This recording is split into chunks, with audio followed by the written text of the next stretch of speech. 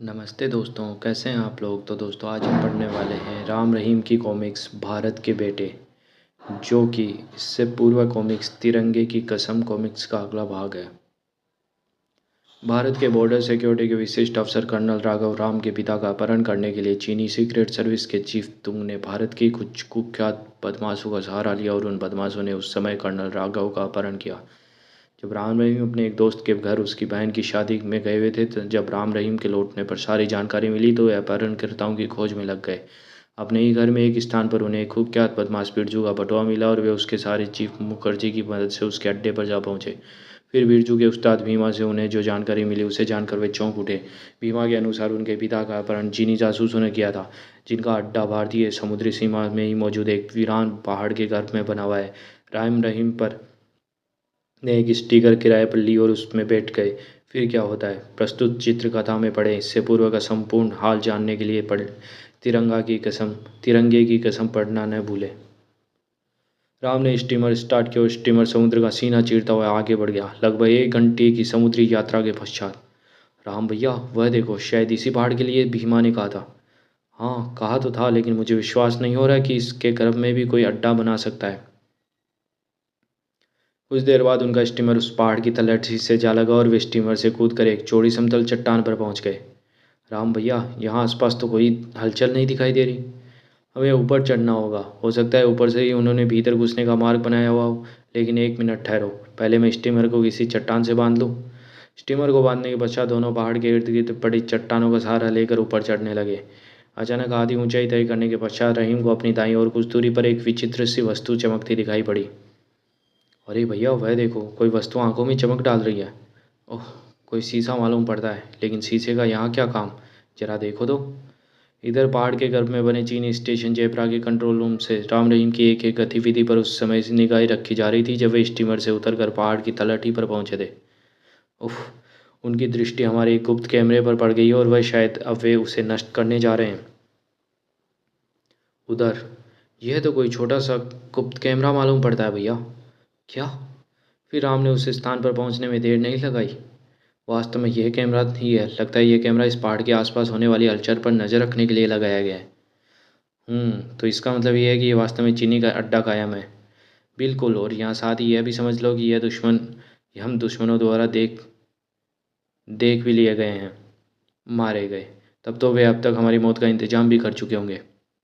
हो सकता है, लेकिन इस कैमरे का तो बाजा बजा ही देता हूँ। लेकिन राम भैया, इस कैमरे के टूटने से ही समस्या का अंत नहीं होता चाहता। ऐसे में न जाने कितने कैमरे इस पहाड़ी में लगे हुए होंगे। चिंता करने से भी तो समस्या हल नहीं होने वाली। जो होगा देखा जाएगा। जब सिर औंकले में दे दिया तो मुसल से क्या डरना। चलो ऊपर चलते हैं। दोनों ऊपर चढ़ने लगे। उधर अड्डे में, जाओ मिस्टर बंगाली को सूचित करो, 2 छोकरे पहाड़ पर चढ़ आ रहे हैं और वे हमारे एक गुप्त कैमरा भी नष्ट कर चुके हैं। जी बहुत अच्छा। सूचना मिलते ही बांगली भी वहाँ आ पहुँचा।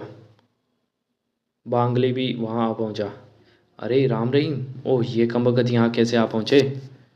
श्रीमान, ये दोनों यहाँ तक स्टीमर में आए हैं, लेकिन समझ में नहीं आ रहा कि ये यहाँ क्यों आए। परंतु बांगली सोच रहा था, कहीं बीमा अथवा उसके साथियों ने तो उन्हें हमारे अड्डे के बारे में कुछ पता नहीं चल गया। किंतु यह कैसे संभव हो सकता है। बीमा तो हमारा विश्वस्त एवं पुराना एजेंट है। अब क्या सोचने लग गए। सर, हमारे लिए क्या आदेश है। गार्ड्स को सचेत कर दो, जैसे ही वे ऊपर पहुंचे उन्हें पकड़ लिया जाए। मुझे विश्वास है कि चीफ उन्हें जिंदा पाकर अत्यंत प्रसन्न हो गए। कुछ देर बाद बांगली अपने चीफ कॉमरेड तुंग के सामने था। का सारी रिपोर्ट देने के बाद अंत में वह बोला, मैंने उन दोनों को जिंदा पकड़ने का आदेश दे दिया है चीफ। गुड, यह तो तुमने बहुत अच्छा किया बांगली। मुझे उन दोनों से अपना कुछ पिछला हिसाब भी चुकता करना है और उन्हें पकड़कर मेरे सामने लाने की जिम्मेदारी अब तुम्हारी है। Okay chief. लेकिन चीफ, क्या कर्नल राघव ने कुछ बताया। नहीं, लेकिन चिंता मत करो, वह जल्दी सब कुछ उगल देंगे, वरना राम रहीम को हम चारे के रूप में प्रयोग करेंगे।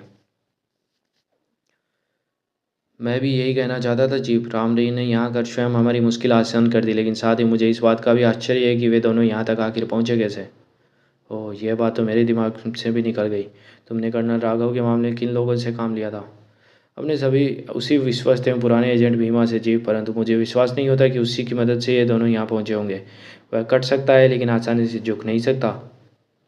फिर कुछ क्षणों तक सोचने के पश्चात, सुनो, तुम तुरंत ट्रांसमीटर पर उससे संपर्क करो, असलियत अभी मालूम हो जाएगी। Okay chief. बागली ने अपनी जेब से छोटा सा किंतु शक्तिशाली ट्रांसमीटर निकाला, उसे ऑन कर भीमा से संपर्क स्थापित करने की कोशिश की। Hello hello Bhima, Bangli speaking. परंतु जब काफ़ी कोशिश करने के बावजूद भी भीमा ने संपर्क नहीं किया तो उसने ट्रांसमीटर ऑफ कर दिया। समझ में नहीं आ रहा वहाँ चीफ की उससे संपर्क क्यों नहीं जोड़ पा रहा। ट्रांसमीटर तो वह हमेशा अपने पास रखता है। मुझे खतरे की बू आ रही है बांग्ली, यदि राम रहीम की तरह भारतीय फौज भी यहाँ पहुँची तो गजब हो जाएगा। मैं कुछ समझा नहीं चीफ। सुनो बांग्ली, हो सकता है भीमा अथवा उसके साथियों तक राम रहीम किसी तरह जा पहुँचे और उससे सब कुछ उगलवा लिया हो। यदि ऐसा हुआ है तो समझो लोग पुलिस व मिलिट्री भी यहाँ पहुँचती होगी। ऐसा असंभव है चीफ। यह तो स्वयं भीमा भी नहीं जानता कि हमारा कोई अड्डा इस पहाड़ी पर है। यही तो तुम में कमी है बांग्ली कि तुम सबको मूर्ख समझते हो। यदि उसे न मालूम होता तो ये तुम्हें हर कार्य के बाद इस पहाड़ की ओर आते देख उसे संदेह तो हो सकता है। लेकिन चीफ, यदि ऐसी ही कोई बात होती तो राम रहीम के साथ इस समय पुलिस फोर्स भी होनी चाहिए। बात तो तुम्हारी ठीक है, लेकिन प्रश्न यही उठता है कि ये दोनों यहाँ तक कैसे पहुँच गए। इस प्रश्न का उत्तर तो अब राम नहीं भी दे सकते हैं। मेरे विचार से मुझे उनके स्वागत का प्रबंध करना चाहिए। ठीक है जाओ, लेकिन एक बात और, राम रहीम के बाहर से मौजूद अपने एजेंट को भी सूचना प्रेषित कर देना कि वह भीमा को तलाश करे और जल्द से जल्द हमें सही जानकारी पहुंचाए। मैं किसी किस्म की लापरवाही पर कोई खतरा नहीं मोल लेना चाहता। Yes chief. इधर राम पहाड़ की चोटी पर रहीम से मिलने पहले पहुंचा। मार्ग में दिखाई पड़ने वाले बहुत से गुप्त कैमरों को करते आए थे। राम भैया, अब मुझ में और चढ़ने की शक्ति नहीं बची। घबराओ नहीं, लो मेरा हाथ पकड़ लो। रहीम ने कुछ उचक कर उसका हाथ थाम लिया और राम ने उसे एक झटके से ऊपर खींच लिया। ऊपर पहुंचते ही रहीम निढाल होकर लंबा लेट गया। क्या हुआ, ठीक तो हो ना? ठीक तो हूँ, लेकिन थोड़ा दम लेने दो। कुछ देर आराम करने के बाद राम रहीम पहाड़ की चोटी पर दुश्मनों के गुप्त मार्ग की ओर बढ़ रहे थे, लेकिन उन्हें अपने उद्देश्य में सफलता नहीं मिली। समझ में नहीं आता अपने अड्डे के भीतर बाहर आते जाते कैसे होंगे। यहाँ तो कोई भी ऐसा संदिग्ध स्थान नहीं मिला। कहीं गुप्त मार्ग है अवश्य, लेकिन हो सकता है वह मार्ग चोटी पर न होकर पहाड़ की चढ़ाई पर ही हो। अभी राम रहीम आपस में विचार विमर्श कर ही रहे थे, तभी हाथ ऊपर उठा लो छोकरो, खबरदार कोई हरकत करने की कोशिश मत करना वरना कुत्ते की मौत मारे जाओगे। ये कमबख्त कहाँ से आ मरे। चलो सैनिक को इनके रिवॉल्वर अपने कब्जे में लो लो। पलक झपकते ही राम रहीम के हाथों से रिवॉल्वर छीन लिए गए और दोनों बेबस होकर रह गए। शाबाश, अब चुपचाप अच्छे बच्चों की तरह आगे बढ़ो, लेकिन ध्यान रहे कोई भी गड़बड़ करने पर गोली तुम्हारे अंदर होगी और हम दम बाहर। फिर बांग्ली और उसके साथ ही राम रहीम को लेकर एक तरफ बढ़ने लगे। चलो एक तरफ से यह तो अच्छा हुआ, अब गुप्त मार्ग का पता अपने आप लग जाएगा। इसका मतलब है कि गुप्त मार्ग यहीं कहीं है। कुछ देर तक चट्टानों के मध्य से गुजरने के पश्चात वे एक चट्टान के निकट पहुंचकर रुके। बांग्ली ने उस चट्टान में बने छिद्र के भीतर लगे एक लाल बटन को दबाया। तो यहाँ एक गुप्त मार्ग खोलने का बटन। बटन के दबाते ही वह चट्टान एक तरफ सरक गई और नीचे जाने के लिए वहाँ सीढ़ियाँ दिखाई देने लगी। चलो नीचे उतरो। मजबूरी है, उतरना तो पड़ेगा ही अब।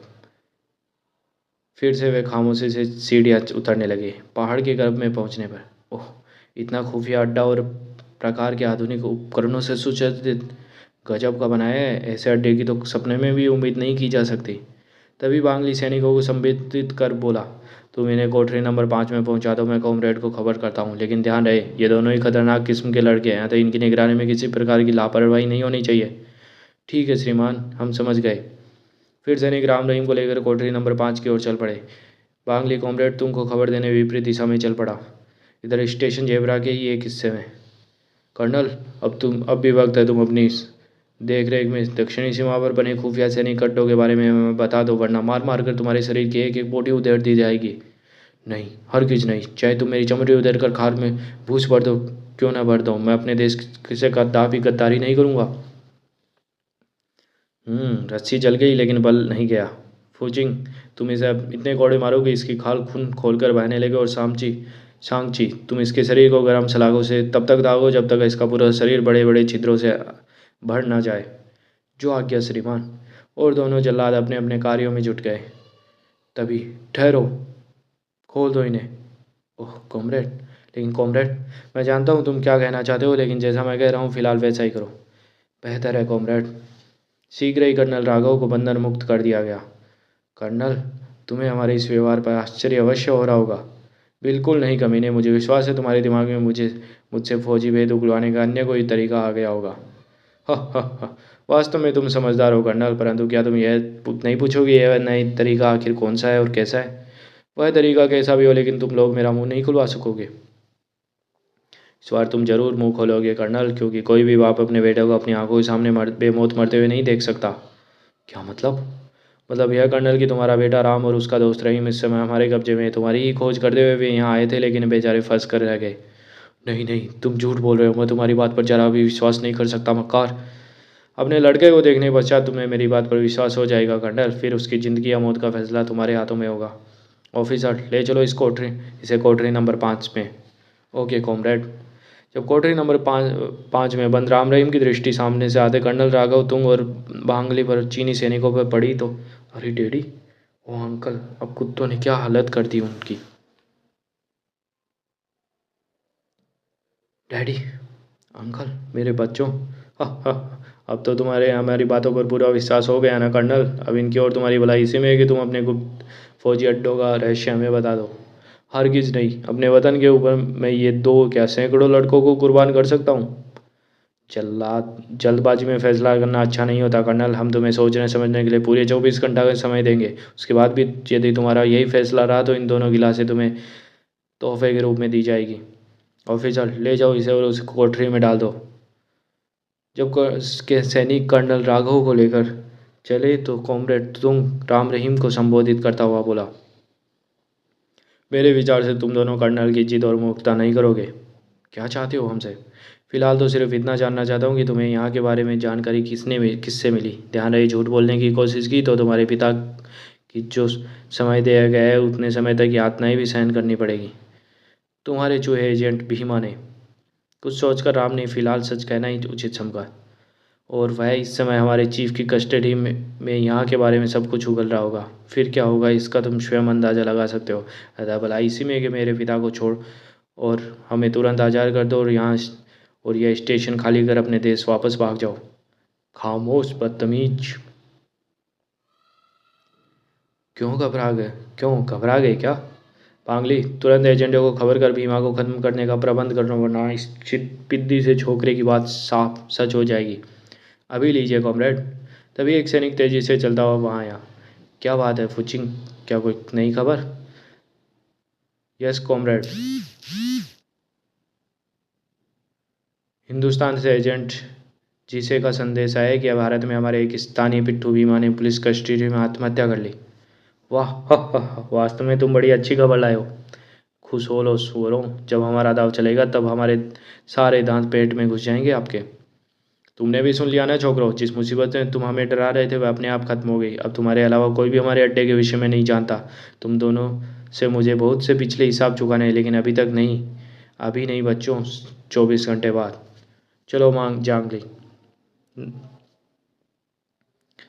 तुंग और वांगली की नज़रों से ओझल हो जाने के बाद अब क्या होगा? राम भैया, कहीं हमारे मुँह से अंकल फौजी राजी ने बताने दे। नहीं, ऐसा असंभव है। मैं डैडी के स्वभाव से अच्छी तरह परिचित हूँ। वे सर कटा सकते हैं मगर सर झुका नहीं सकते। परंतु फिर भी हमें आज़ादी के लिए कुछ ना कुछ तो करना होगा। अंकल के इनकार करने की दिशा में ये सिद्धांत उनसे फौजी राज जानने के लिए उन पर और जुल्म करने के बाद नहीं आएंगे। वैसे भी ये अब तक उनकी काफ़ी बुरी गत बना चुके हैं। तुम ठीक कहते हो, हमें जो कुछ करना है इन्हीं 24 घंटों के बीच करना है और स्वयं ही करना है, क्योंकि बाहरी मदद की कोई आशा नहीं।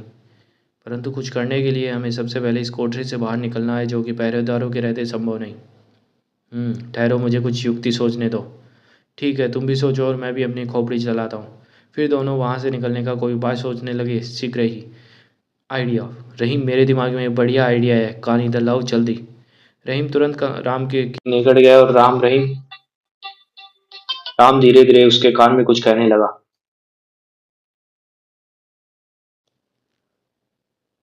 तभी द्वार पर पहरा दे रहे एक पहरेदार की दृष्टि अचानक उनकी ओर घूमी। ये तुम दोनों कान में क्या खुचर पुचर कर रहे हो? यदि भाग निकलने की कोई योजना बना रहे हो तो बेकार है। बिना कॉपरेट की इच्छा के यहाँ कोई भी एक क्षण से ज़्यादा सांस नहीं ले सकता। मैं जानता हूँ भाई, लेकिन यह कि मीना मुझे यहाँ से भागने के लिए उकसा कर मरवाना चाहता है, परंतु अब मैं इसके बहकावे में नहीं आ सकता। इसी के कारण आज मेरी जान पर आ बनी है। क्या कहा? मेरे कारण? कुत्ते, ये क्यों नहीं कहता कि तेरे कारण मेरी जान पर आ बनी है? रहीम क्रोध से राम पर झपटा। गाली देता है, अब मैं तुझे जिंदा नहीं छोड़ूंगा। राम की आंखें भी क्रोध से सुलग गई। तेरी ये हिम्मत, मुझ पर हाथ उठाया, ले चख मजा। फिर दोनों बाकायदा किसी भूखे भेड़िए के समान एक दूसरे से गुथ गए, जबकि दोनों पहरेदार हैरान थे। पता नहीं अचानक क्या पागलपन सवार हो गया इनके ऊपर। यह दोनों तो एक दूसरे की बोटी बोटी नोचने पर आमदा है। जब काफ़ी मना करने के बावजूद भी राम रहीम एक दूसरे से अलग नहीं हुए तो कहता हूँ बंद करो ये सब, वरना मैं तुम दोनों को गोली मार दूंगा।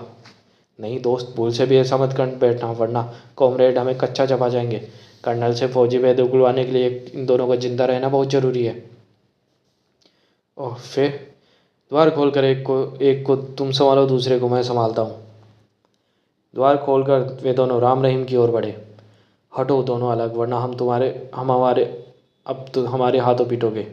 और तभी आह, बेटा यह सब ड्रामा तो हम केवल तुम दोनों से निपटने के लिए ही कर रहे थे। बस यह लात खाओ और बेहोश हो जाओ। अगले ही पल दोनों पहरेदार फर्श पर बेहोश पड़े थे। गनीमत है कि यह ज़्यादा चीखे चिल्लाए नहीं, वरना सब गड़बड़ हो जाता। चलो अब यहाँ से निकल चले। हाँ चलो। फिर दोनों कोठरी से निकलकर उनकी गन उठाते हुए एक तरफ दौड़ पड़े। संयोगवश उस तरफ कोई आदमी नहीं था। तो दोस्तों, इस कॉमिक्स का ये भाग यही समाप्त होता है। मिलते हैं इसके अगले भाग में। धन्यवाद।